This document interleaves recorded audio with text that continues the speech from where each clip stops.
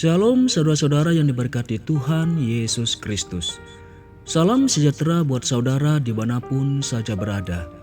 Kiranya damai dan sukacita serta penghiburan dari Roh Kudus melimpah senantiasa dalam hati dan kehidupan kita semua.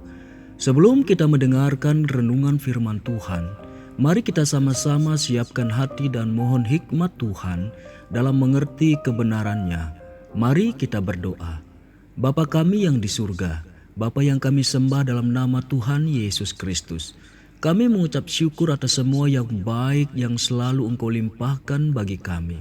Berkat perlindungan-Mu dan kasih setia-Mu serta segala kebaikan-Mu bagi kami. Terima kasih Tuhan, Engkau masih memberikan kami kekuatan, kesehatan, dan berkat yang berlimpah. Dan saat ini kami mau mendengarkan firman-Mu. Berbicaralah kepada kami secara pribadi. Jamah hati kami dan Roh Kudus-Mu memberikan kami pengertian untuk dapat memahami akan kehendak-Mu. Terima kasih Tuhan, dalam nama Tuhan Yesus kami berdoa. Amin. Ucapan syukur, sikap yang mendatangkan mujizat. Saudara-saudara yang diberkati Tuhan, renungan firman Tuhan saat ini terdapat di dalam Matius 15 ayat 36 sampai 38. Sesudah itu ia mengambil ketujuh roti dan ikan-ikan itu, mengucap syukur, memecah-mecahkannya dan memberikannya kepada murid-muridnya. Lalu murid-muridnya memberikannya pula kepada orang banyak dan mereka semuanya makan sampai kenyang. Kemudian orang mengumpulkan potongan-potongan roti yang sisa, 7 bakul penuh. Yang ikut makan ialah 4.000 laki-laki, tidak termasuk perempuan dan anak-anak. Kisah ini terjadi setelah Yesus berkhotbah kepada orang banyak dan menyembuhkan orang-orang yang sakit. Kemudian Yesus berkata kepada murid-muridnya bahwa mereka harus memberi makan kepada orang banyak. Tetapi yang ada pada mereka hanyalah beberapa roti dan ikan yang secara manusia makanan tersebut tidak akan cukup untuk memberi makan ribuan orang.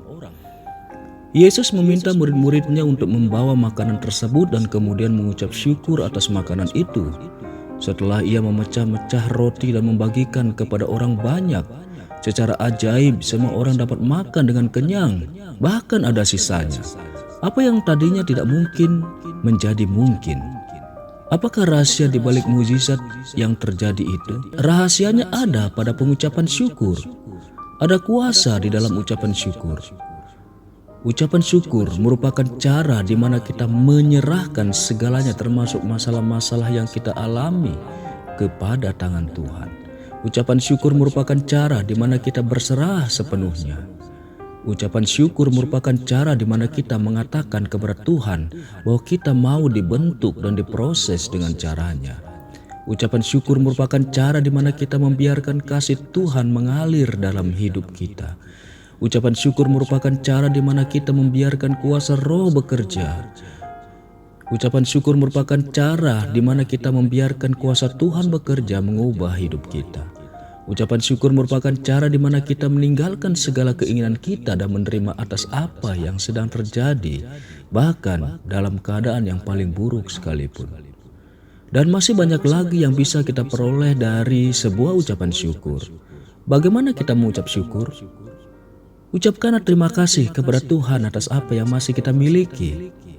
Ucapkanlah terima kasih kepada Tuhan atas apa yang sedang terjadi. Ucapkanlah terima kasih kepada Tuhan atas kasih-Nya yang masih tercurah bagi kita.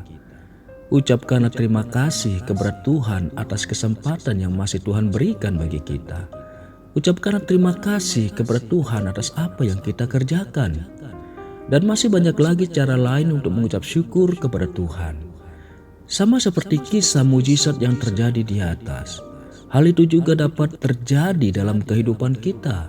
Seberat apapun masalah yang kita hadapi dalam pekerjaan atau bisnis, separah apapun masalah rumah tangga yang kita alami, seburuk apapun keadaan keuangan yang dihadapi, hadapilah dengan sikap yang selalu mengucap syukur dalam segala keadaan. Kuasa Tuhan akan bekerja dalam kehidupan kita, sehingga mujizat akan terjadi.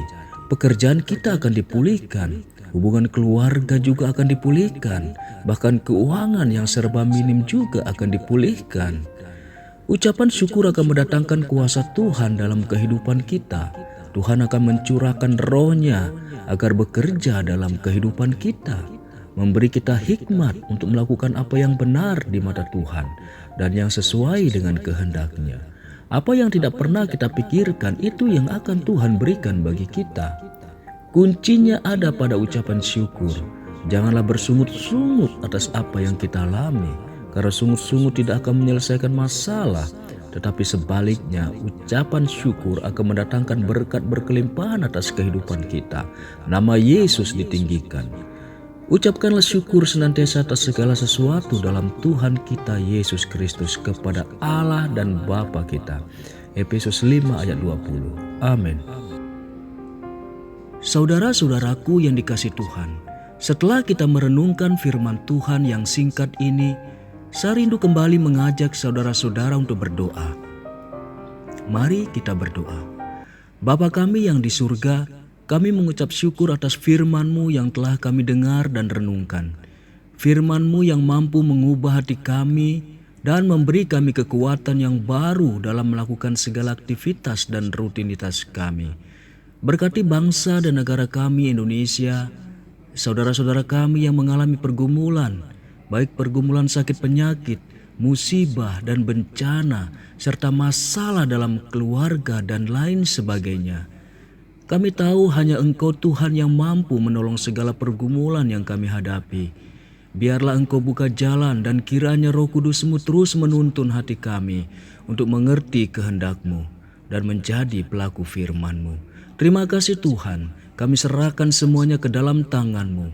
Ampunilah segala kesalahan dan dosa kami. Kiranya berkat dan damai sejahtera serta kasih karunia Tuhan terus melimpah menjadi bagian kami. Hanya di dalam nama Tuhan Yesus kami berdoa. Amin. Haleluya, haleluya.